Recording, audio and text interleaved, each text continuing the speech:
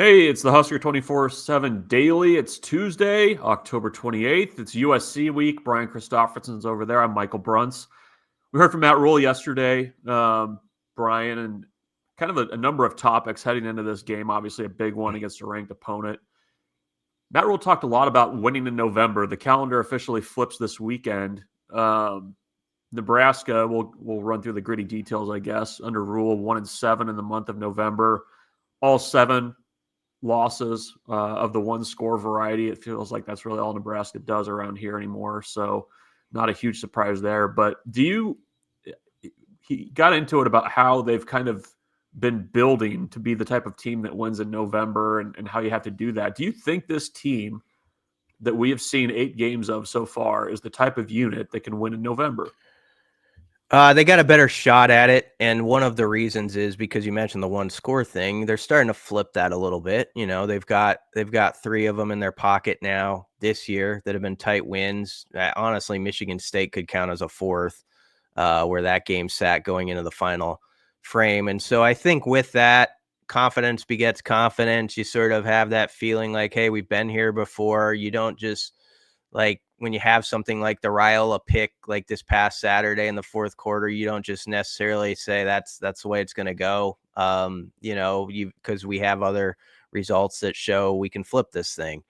The other reason why I think they have a chance to do much better this month is special teams. I mean, it's just when you have a potential weapon there to not only have 1 or 2 plays a game that maybe are the difference, but also field flipping stuff.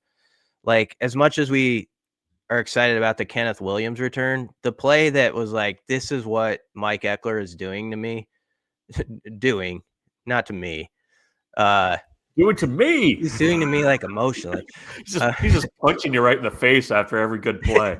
Yeah.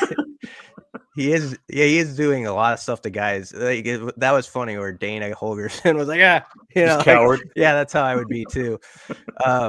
But the play that jumped out to me, Bruntz, was the punt in like the 3rd quarter. Archie hits it like 53 yards, and there were 5 guys around that Wildcat. And I mean, it was not going to go anywhere. There was like no chance this was going to break out or anything. And usually when you hit a punt like that, it's no opportunity.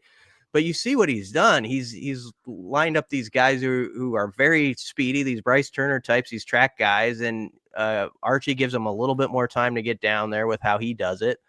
And they've taken that away. All of that long rant to say, I think because of that, you go into games like this with more confidence. And in November, like when you, for instance, play Iowa, you've always felt like they had the edge, like in special teams. And I think that Nebraska has that. Plus, they've won some games on last drives. At least gives you a little bit more hope this time. Is it a mental thing in your mind? Like you said, I mean, Nebraska has been able to turn it on late and won games in that fashion, 3 one-score wins. Is it a mental thing? I mean, special teams is a huge part of it, but I mean, I think once you've kind of been in it a little bit and had some success, there's probably some value in that as you get later in the year and feeling comfortable in those types of games. You know, not the oh no, here we go again, but you know, you can actually make a few plays to go out and win the game because you've done it before. Yeah, and sort of that, like, you've been in those games where it's felt like probably crap for some series, like in the middle of it, and you have survived them and shown like, I can have that feeling in a 2nd or 3rd quarter, and it doesn't mean that's got to be the feeling at the end of the game. Obviously, Minnesota was its own animal, but you know, I think that's probably been the biggest progress for Dylan. I know there's a lot of critiques about like, how do you grade his season and all that, but the one thing you have to say is he's played the best football of the year in those series where it's like they had to have it. The Maryland drive was like some of his, work to avoid the rush and complete passes was impressive. Again, this past week against Northwestern, that 3rd down in Isaiah Hunter where he eludes the rush and hits him for like 19. And that, I think, really got the ball rolling on that drive. So I have to think when your QB1 feels like, hey guys, we can do this and can get that into the huddle as you go out there that last time. that has to be useful in these type of scenarios. Now, it'd be nice if the middle part was a little bit more sealed up, so you're playing from more of a prime position. Not going to be as easy though, because the competition I think goes up too. So there's that. You mentioned special teams. Is the running game part of it too? Just like being able to rely more on Emmett Johnson. Like, Yeah. I think if you have a guy like Emmett, where you feel like we've mentioned this on previous podcasts, where he can at least get 3 yards when maybe there's nothing type plays and get you to like 3rd and 4, 3rd and 5. That gives your QB and your O line, frankly, that's a little makeshift right now. It looks like Turner Corcoran's going to have to be a huge story. We talk about November. Like he might have to be the right tackle, and he had his own severe injury last season that he had to battle through to get to this point and play again. And so he's going to have to be really good. And but you need to get yourself in those 3rd and winnables, and that's where Emmett, I think, is so valuable, because the last month I felt like if you give that guy the football, even sometimes when it looks dicey at the point of attack, he is finding ways for the most part to get something out of it. That 3rd and 2 on the first drive, he got 4 yards. That was a beautiful 4 seconds to watch back. If you watch like his movement and like how he powered his way to get the first down, there's plays like that mixed in throughout the game that are like his best runs that you wouldn't even know if you just glimpsed the stat sheet. this is a big helmet game. USC is coming in here for the first time in quite a while. Where's USC rank in terms of just programs? You see that helmet in a game you're covering. I mean, does it? I guess give me your top 3 helmets where you're like, Top 3. okay, this team, this team really, like, we got a matchup here that kind of gets your attention.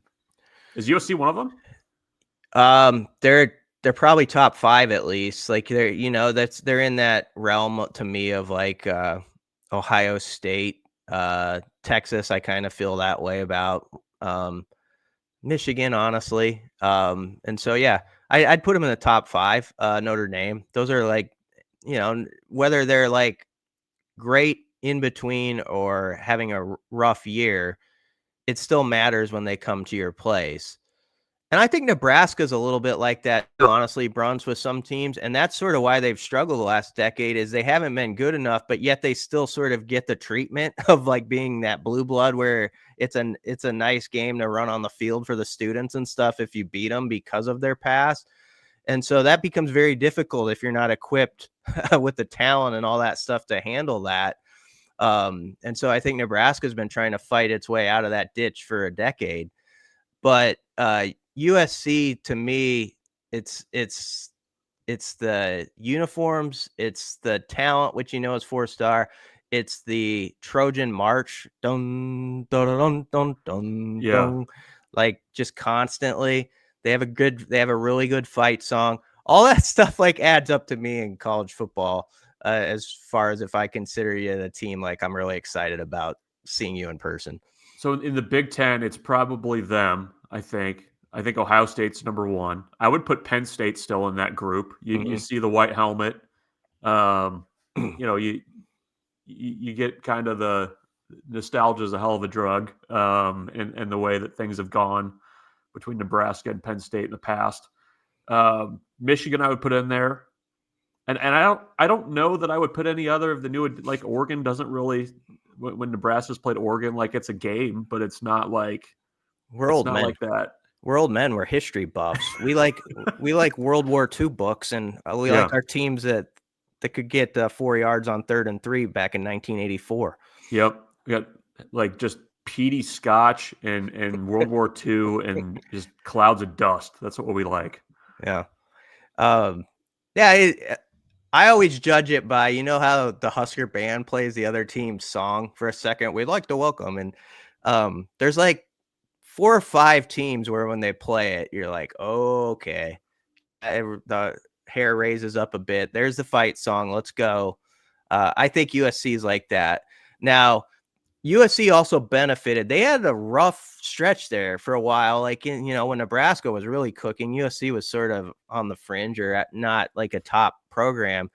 I think USC benefited when Pete Carroll had that rolling. That was in that era where ESPN really picked up their college football coverage, it felt like to me, and like had more daily shows and stuff like that and talk about it. And so they caught that wave at the right time. And obviously Reggie Bush and all that. I still remember the game they beat Fresno State 50-42, like on a 10 o'clock p.m. game. And Reggie had that run where he cuts it all across the field. So USC was definitely their best teams were like in my wheelhouse years when my playlist was really good in my car and all that stuff. So I guess that's why they probably go higher on my list. I think you probably had some burned CDs, I would guess. Oh yeah. Yeah, I was worried about what was it? What was the thing where kids were worried about getting popped on, like LimeWire or whatever it was? Yeah, I Yeah. think that's right. Hopefully they don't come after me still. Nebraska looking for its first win ever against USC. First trip for USC to Lincoln since 2007. We all remember how that one went. That's it. That's the Husker 24/7 Daily for Tuesday. We'll have the Husker 24/7 podcast today.